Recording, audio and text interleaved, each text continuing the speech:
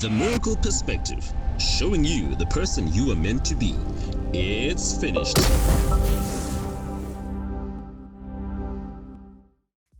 You might be wondering where the idea of the TMP Q&A Wednesday came from. Well, this is where it all started. This was the very first video of the 2020 TMP year of production, where I made an official announcement that we are introducing the TMP Q&A Wednesday, where you ask and I perspectivize. So at that point in time, I didn't have an idea or a clue of the type of questions I was going to receive, or if I would ever receive any questions at all. But 11 months down the line, today, we have answered 47 questions, 47 episodes, 47 questions, 47 answers, and that deserves a round of applause, everybody. And what is the lesson right there? Ladies and gentlemen, the lesson is that the only thing you have to do in order to do things in life is commit first. When you commit, the how is automatic. So I just want to give you a quick overview of the lessons I got from all the questions I got from different people and different kind of questions that I received. And this is the central theme, or these are the three things that I learned from all the questions that I got. And by the way, today we've got a special guest that I'm going to give you as a bonus based on the top one topic that I received questions on. So the three things that I learned in this year of the TMP Q&A Wednesday are, number one, people always have the urge to want to blame something or someone outside of themselves for things that happen to them. Well, here's the one lesson to take away from this. Nothing ever happens to you. Everything happens because of you. Personal responsibility over accepting victimization. Remember that everything happens for you to become a better person and not to kill you. If anything, that is what I got from the questions that I received. Number two, the person you are meant to become is on the other side of you taking the responsibility to become that person that you can potentially be. Because there's you today and there's who you can potentially be. What's standing in between is the decision and the commitment to becoming better than what you are today. And number three, lesson number three that I got. And you will see that this is the central theme around the answers I was giving on all the questions that I have. I implore you right now to go and check the different kind of questions I was receiving. I got different questions from education, from relationships, from personal development, and different kind of things. And you will realize that from the way I was approaching these questions, I've got a central theme. And the central theme is, it is never about what happens to you, or what you do, or what you get, or what who does to you. It's all about who you are becoming. Who are you becoming out of every experience that you find yourself in? And that's the message I was trying to put across there in all the questions that I got and tried to address on the channel. Because as much as people are blaming other people for things that are happening in their lives, more especially when it comes to relationships, it's always the other person. When you have the one-sided view of the story, you will always find the other person to be wrong. Never ever do you hear a person saying, yeah, I was wrong, so I accept responsibility. So what I was trying to put out here from the questions and the TMP Q&A Wednesday was the fact that it is not about what happens to you, not about what who does to you, not about what you get or what you don't get. It's all about who you are becoming. Each and every experience is there to make you a better you. So as a bonus, ladies and gentlemen, I am giving to you today a very special guest. Very special guest based on the top questions or the top one topics that I had to deal with. Three main topics that I consolidated and tried to group, and I found the one that was winning the most. Three topics: personal development and education and career guidance, and relationships. And the top one is relationships. I have had a lot of questions regarding relationships, and that's why today I decided to give you guys a bonus episode, as this is the last episode of the TMP Q&A Wednesday in the year 2020. Next year, we might be bringing different things, not the exact same thing. That's why we have this break, so that we can think, review, and come back with new different things. But for this year, I'm giving you a bonus. And this bonus is from this new lady that I met, a very special, beautiful lady. You will hear more about here on the next segment of this video. Ladies and gentlemen, I bring to you today Kanu Masenda. In the United States, she's called Kanu Jacobsen. And this is a love guru. She is a lady who understands love on a different level, different dimension. Her real focus is on the ladies out there, helping them find love, helping them gain hope where it seems like, love is taking long to arrive. So I got her here because on the TMP Q&A Wednesday, I've been receiving a lot of questions about relationships and all those things. And as much as I was giving you my perspective on love and relationships, I thought it would be more appropriate to get an expert to talk to us about the issues of relationship. And that's why today we've got the one and only lovely Kanu. Kanu, welcome to the Miracle Perspective. How are you, ma'am? I am fantastic. Thanks for having me. I'm really excited to chat with you. I'm excited to be talking to you. Evening for me. Nice. And thank you for allowing to do this with me. I know you are quite busy and you've got a lot of things to do. I know it's 9 p.m. on your side. For me, it's 6 p.m. in South Africa. It's amazing that you stayed up so late to do this. So I really appreciate that. Yeah, you're welcome. I'm excited to be here. Awesome. So maybe just quickly tell us a little bit about yourself for the people to just have perspective of who they're talking to. Then we can get to the actual questions. Oh, no problem. So like you said, my name is Kanu Masenda Jacobsen. And so I live in Phoenix, Arizona in the United States. I've actually been in Phoenix for 3 years by way of Portland, Oregon. Before that, Oklahoma City, and before that, Zimbabwe, about 25 years ago, actually. And so I am here, as you introduced me so nicely, as a love guru. So how it all started is that, first of all, I do have a Master of Arts in counseling, where I, while I was going to school, I worked with couples. And then, I don't really find joy in working with people in that way, but I needed another way to help people. And I found out that I wanted to help my fellow single people. And so, I always talk about in this area, Phoenix, that I love going to coffee shops and sitting at a coffee shop and then seeing two people walk in the coffee shop as a couple. And, they look very happy, like they're, in love. But then you look at them, you're like, those two people don't look like they don't quite belong. But here they are happy, So my goal was I wanted to find out how people that would look like that, how they connected. So one day I'm just standing in line behind a couple and we got to be talking, and organically the conversation sort of led to me asking them how they met. And then they told me how they met, which was so fascinating to me. And at that point, I was like, I wish I had recorded that, right? Because I wanted to tell my friends, I wanted to tell my family. So that idea birthed my podcast, which I call Real Love, Real Stories, where I started interviewing couples and capturing all the wonderful ways that people meet. And so all this to say, my love, my passion for working with people to find love sort of started from that level of me interviewing couples and learning about their love stories. And that's on my podcast called Real Love, Real Stories. And then I've also had the opportunity of talking to single people, because a lot of single people like myself, where, I was in the corporate world, you have the nice job, you have the nice lifestyle, but you find yourself to be single. And, oftentimes men would, talk about me as a person who was intimidating and unapproachable.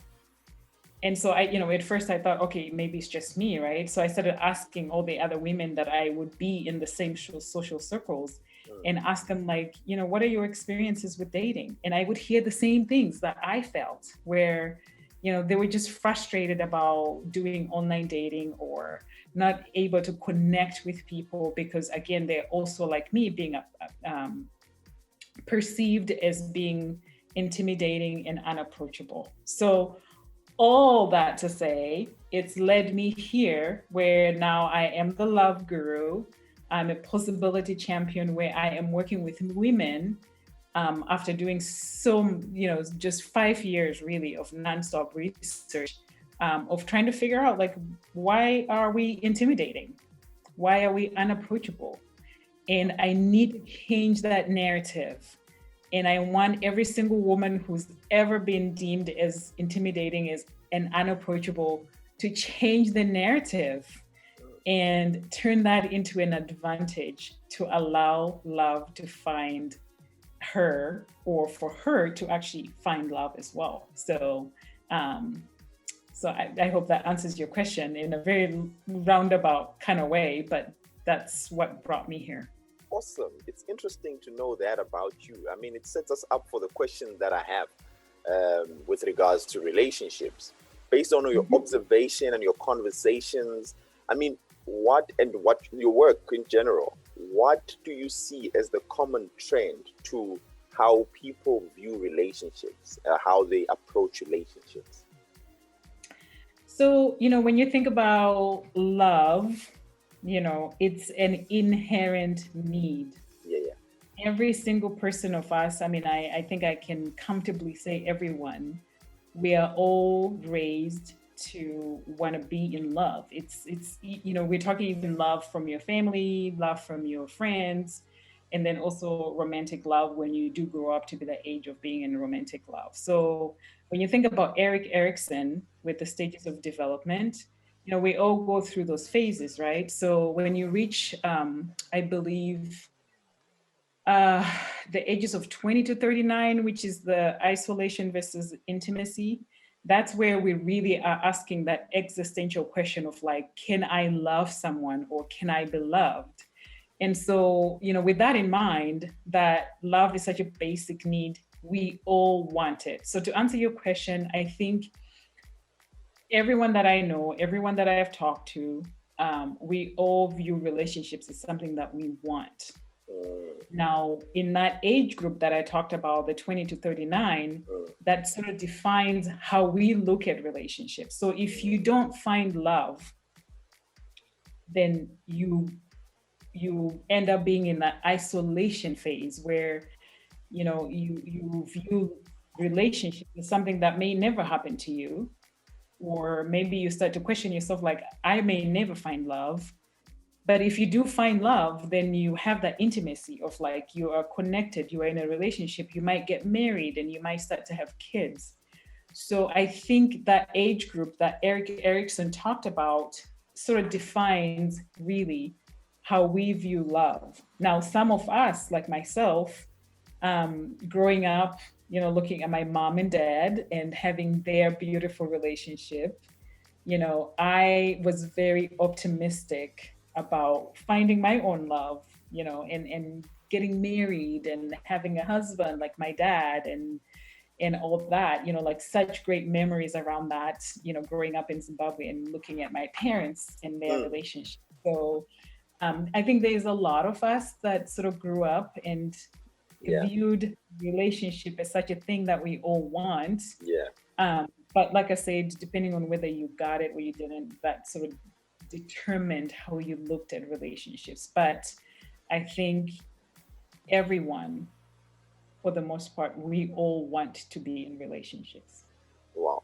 And now, based on that, where you viewed your parents as the ideal kind of future that you would want to see yourself in, going through your journey, how did that affect you and your interaction with relationships in general? When you see that, okay, maybe what I saw from my parents is not happening to me. How did you feel and what happened in your mind? Like, what's the mental shift that's going on? Oh, great question. So I often, answer that question using my acronym that I created called Yeah, yeah. LOVER. So LOVER. So Okay. we started talking about love as being an inherent need. So the Yeah. first part of the acronym, the L, is love.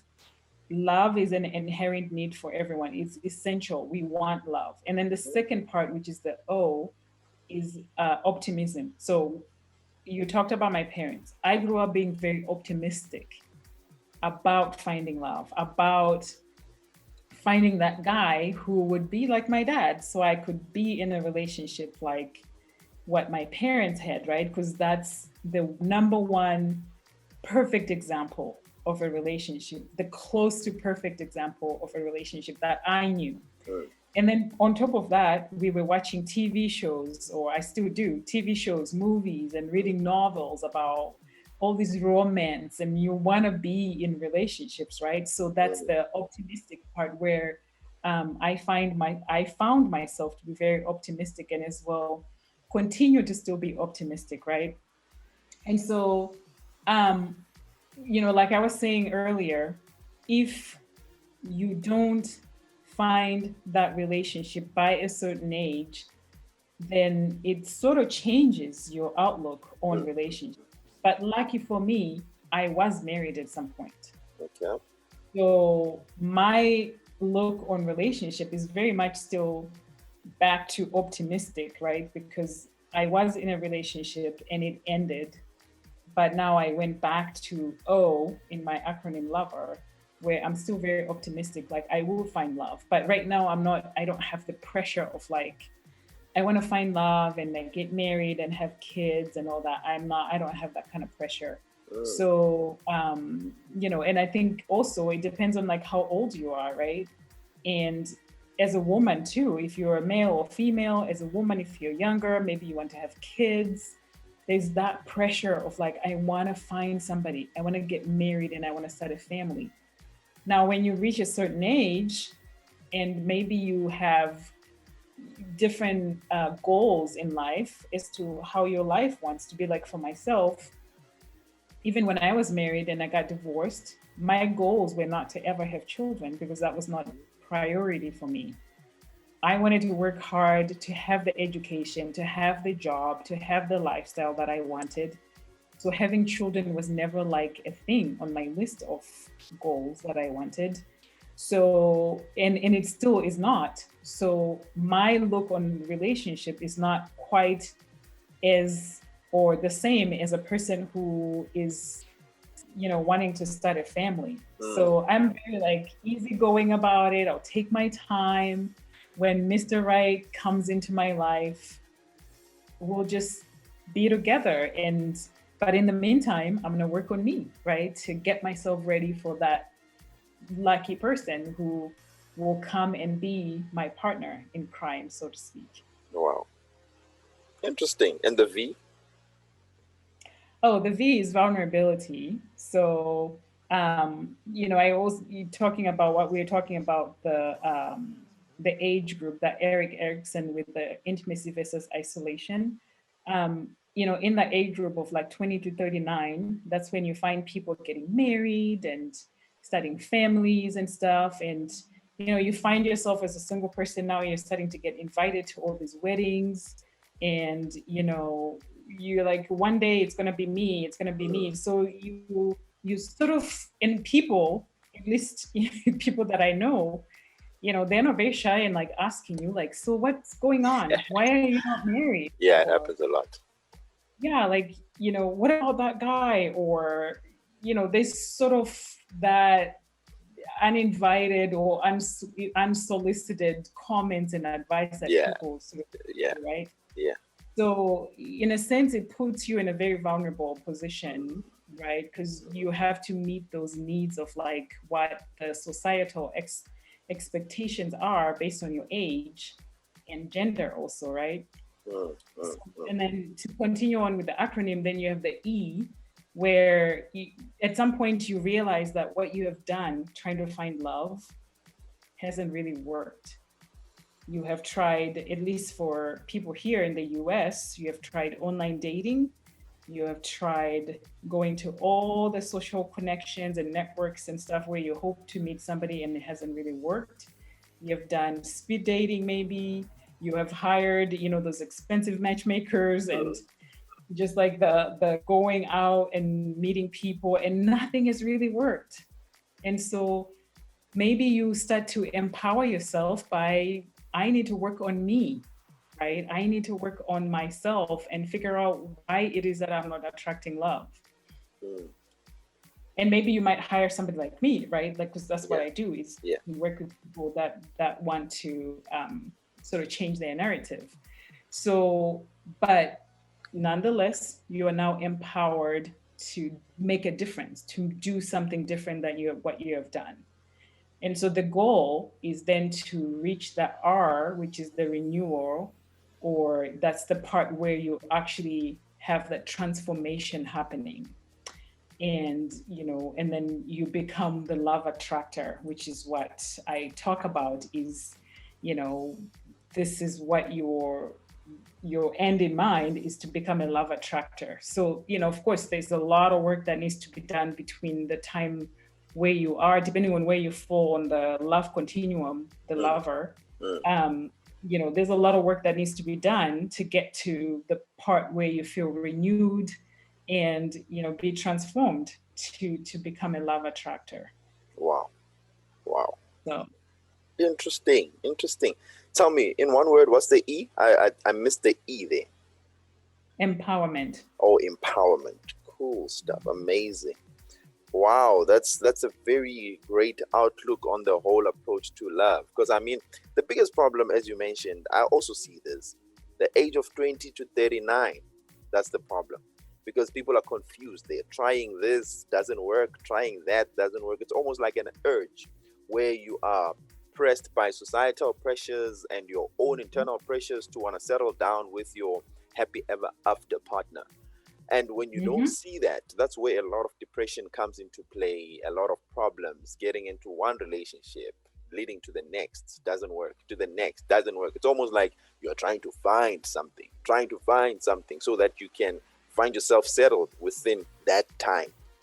So I love that you just used the word depression there, because I'm also speaking from a therapy perspective. So when I was talking about the intimacy versus isolation, which is the age group that you're talking about, if you find yourself not finding the love that you want and you end up being in the isolation, and one of the things that happens is exactly what you just said, is depression. And sometimes it can be very, very difficult to come out of that, work on yourself enough to open yourself to find love again. Some people may actually get closed off to the idea of love. I have known and met people who are in their 40s that have never been in love, that have never dated anybody. Wow. Yeah. So it can be very tricky if you don't, if you don't have that intimacy at that age. It can go to that depression phase that you're talking about. And for you were once married, and you had the pre-idea that you wanted to have that relationship like your parents' relationships, and then your situation happened. How did you deal with that? How did you eventually get back to that stage of optimism again? Because at that point, knowing what you know and having the aspirations that you had, I would assume when that time comes where you are in a relationship, then it ends bad, or it doesn't matter how it ends, but it ended. You would get demotivated and be like, maybe this thing doesn't work, like most of other people do. How did you come out differently? Oh yeah. So like I said, I have great examples, right, of relationships. So it was easy for me to fall back into the optimism stage that I was talking about. But I had to process. I process things. Okay. I don't just make a decision like I'm getting a divorce, I'm out, and that's it. Like, it takes me a while to really weigh the different options, the reasons. Like, am I doing the right thing? And throw in the aspect of being a Christian in there. Like, is this the Christian thing to do for me? There's so many things that I had to talk to my family. I had to talk to my oldest sisters. to really get to that decision. So I'm saying all this to say, by the time I decided that I was going to get a divorce, I knew that was the right thing. So when you do things and you know it's the right thing, then it's easy to move forward, right? Because you have made the right decision. Okay. And so, yeah, so I took a lot of time to really process. I prayed about it. And, I was like, God, guide me to do the right thing here. And so I feel like God guided me to do the right thing. And that's why it was very easy for me to sort of bounce back from that divorce. And of course, it's a loss. You're losing a relationship. So it's never like you snap your fingers and you're like, I'm ready to move on, right? Like it's never like that.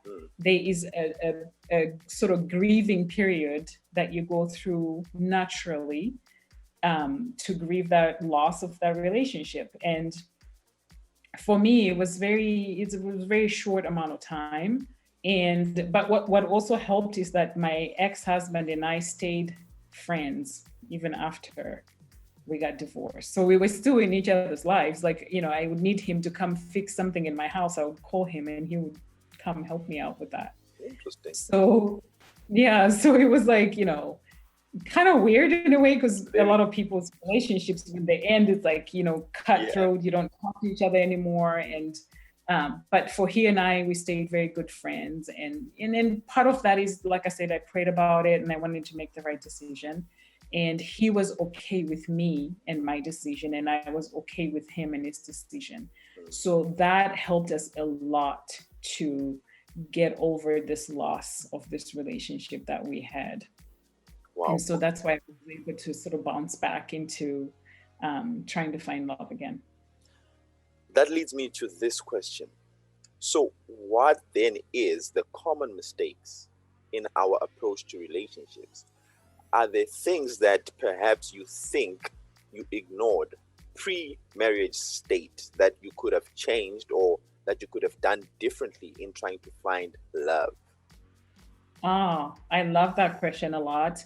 And yes, many, many things. I was young and, I didn't know any better. So, but now that I know what I know and my experiences and now my education and stuff, one of the things, without giving you all my secret sauce, one of the things is to really know your values. Nice.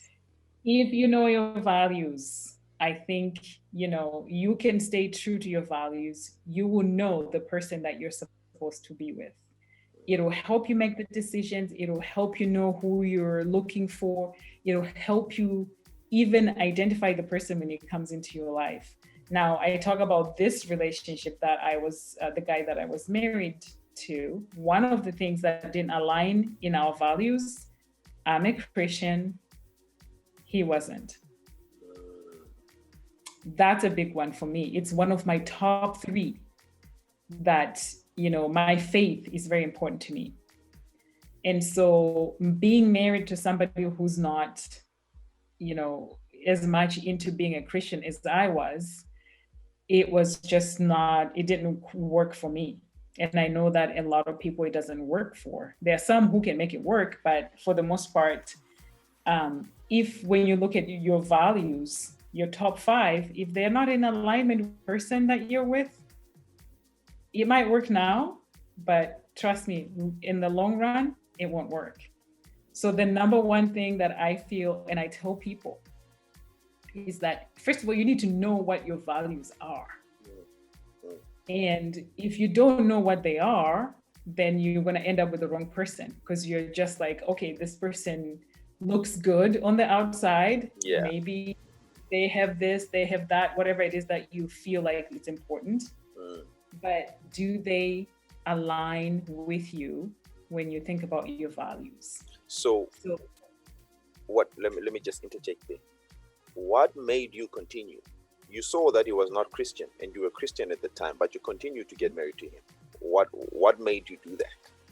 Because I said I was young. All right. And I would even throw in the word stupid in there.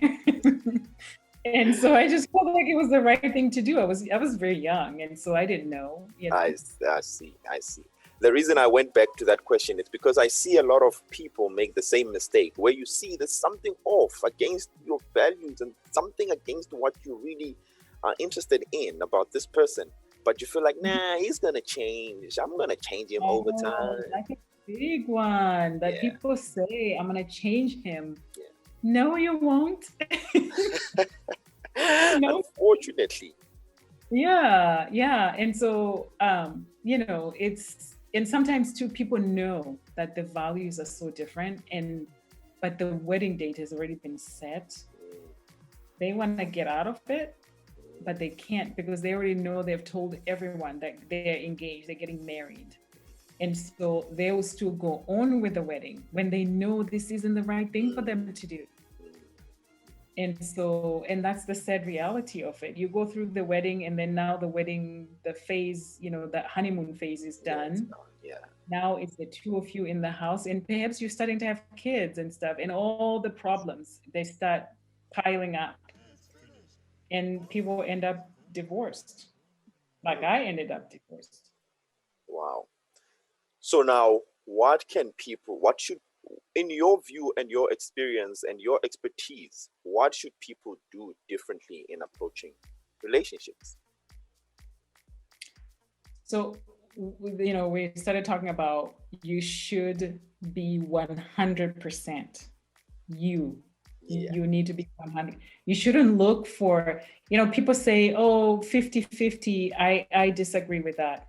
You need to be 100%. Like, you need to know yourself. You need to love yourself. You need to be okay with who you are before you go and be in a relationship and marry somebody else. A lot of people get in relationships because they are looking for someone to make them happy, to give them this, to to complete them. People say, you complete me. Even it's in the movie Jerry Maguire where she talks about, you complete me. Yeah. No, you don't need somebody to complete you. Yeah. You should be complete yourself. 100%. I love that. Yeah. So when you are happy, when you are, I call it the inner brilliance. If your inner brilliance is shining, one, you're going to attract the right person because you know yourself, you're confident with yourself, and you're going to know that this person is not the right one for me. I'm not going to waste my time. This person is not in alignment with my values. I'm not going to waste my time. But this person here has the same values as I do, and we are going to work as a couple. So yeah, definitely the number one thing is you need to work on yourself and become 100% before you even go out there to look for love. But also part of, working on yourself is knowing your values, like we're talking about. Yeah. So absolutely, when you know your values, then you know. And two, you would know where to go to meet the person who has the same values as you. Like for me, he didn't go to church, and then I got married to him. That's because I didn't meet him in the church or in any sort of setting like that, right? So yeah, definitely have your inner brilliance shining and then know your values. But I won't give you all of my secrets because that's where people should get hold of you. Wow. I'm blown away because that's actually also something that I also stand for. My channel is really about personal development and self-discovery because I have also seen that it starts with you, starts with 100% you. Who are you? And what do you have to offer to the next person? Before you go out looking for a good or the right person, the question is, are you that right person for the right person you're looking for? And that's that's it. That's the element you're putting it. Be 100% you. And I like the fact that you said you disagree with the 50-50, the better half kind of thing, because now you're going to be draining to the next person. So I really love that. I really love that. So now, in parting short, now more personally, what are you most grateful for right now in your life? Oh my gosh. In the days of COVID, oh man. One, I'm grateful for good health. I am grateful for, really, like I was telling you about, it started off being my passion, and I found purpose within my passion, and now I'm calling it my profession. I am so grateful that I'm able to call this my work, and I'm able to actually guide women to change their narrative. You know, if you had asked me 10 years ago, would I be here? I would tell you, no way.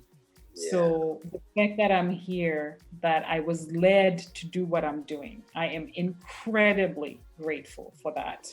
And then I'm so grateful for the connections of people. Like, we connecting with you. I never met you before, and here we are talking. Yeah. I think it also has to do with a lot of like the inner works that I'm talking about, where if you have that good energy, you're going to be connected with people from all over the world that are attracted to you somehow through different people, and you end up making these amazing connections. I'm grateful for my family.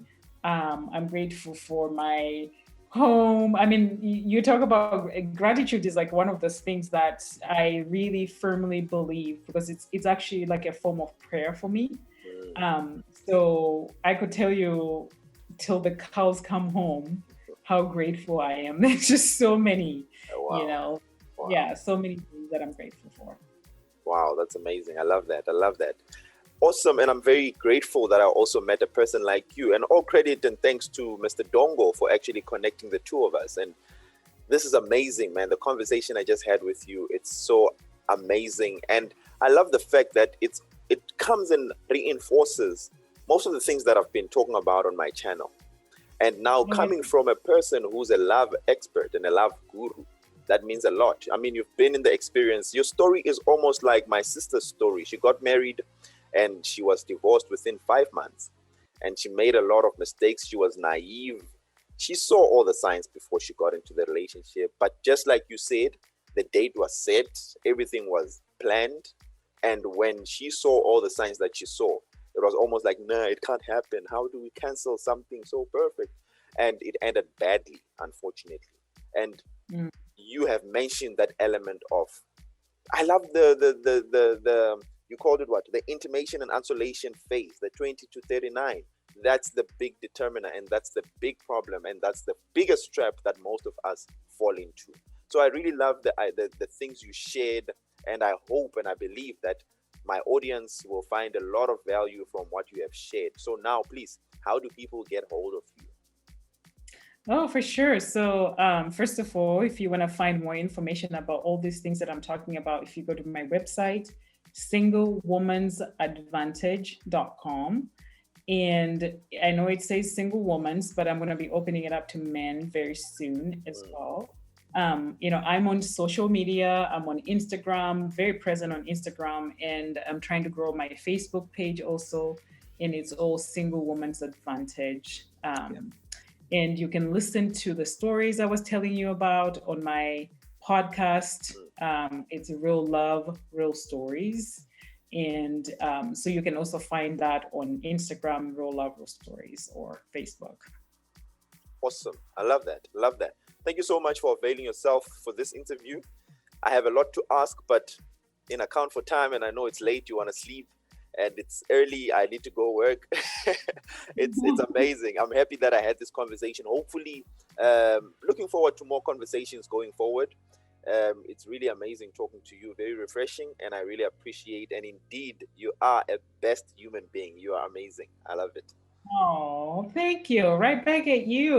Look at all the stuff that you're doing. I mean, you're doing good work. So keep on keeping on. And thank you so much for inviting me to be a part of your show. I've really enjoyed talking about the things that I love very much, which is talking about love. So.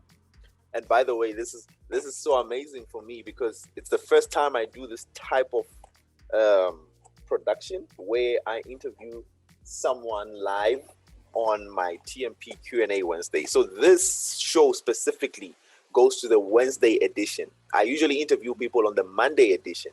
So this one goes to the Wednesday edition because this is a special episode from the questions I've been receiving all year long. So this is a special one to close off the year, and I'm happy that you were here to close off the year with me, and that's amazing. Thank you so much.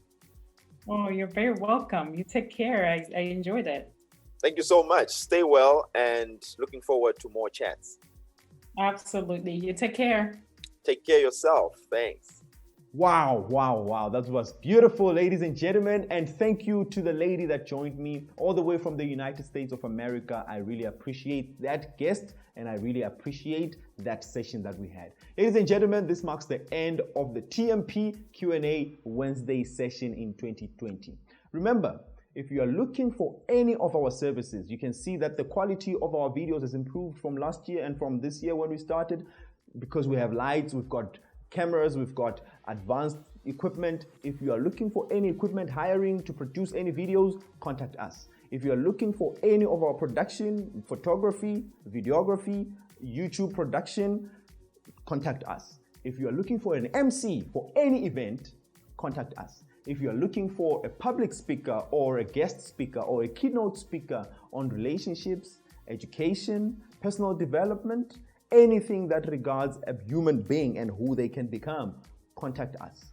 And if you are looking for a YouTube training course, the YouTube Mastery course, that is the biggest thing I've created this year, which is the YouTube Mastery course that helps you start, grow, and monetize your YouTube channel. On that channel, I help you. I give you the 7 different ways of making money on YouTube, because honestly speaking, it's hard to make money on YouTube if you're going to rely on the YouTube monetization program only. The money is nothing. You've got to work hard. You've got to put in the effort. You've got to put in the work. You've got to put in the money to see very little results from those, the YouTube YouTube monetization program. So this program that I created, the course, the YouTube Mastery course, gives you 7 different ways that you can start making money immediately when you start producing your videos. So check on the link below, subscribe, tune in, and join us when we do this YouTube Mastery course. Ladies and gentlemen, it was great. I love you all. Stay safe, protect yourself. Remember, celebrate when it's necessary. If you don't need to celebrate, if you have nothing to celebrate, don't celebrate. Work. Join us. We'll be working throughout December. There's no need to celebrate. December festive season is a fallacy. Do not buy into the idea. Celebrate if you have to. If you don't have to, do not fall into the trap. You don't need to. You really don't need to. Celebrate if you deserve to celebrate. Look at your year. What have you achieved? If it's worth celebrating, celebrate. Look at your year. If you haven't achieved a thing, my man, start working. Ladies and gentlemen, till we meet again next year. Remember, I'll be posting videos every now and then throughout December. Stay tuned to the channel because we are bringing more. We are never shutting down. We are bringing better and better and better. See you next year, 2021. This is the TMP, the Miracle Perspective, where we show you the person you are meant to be. It's finished.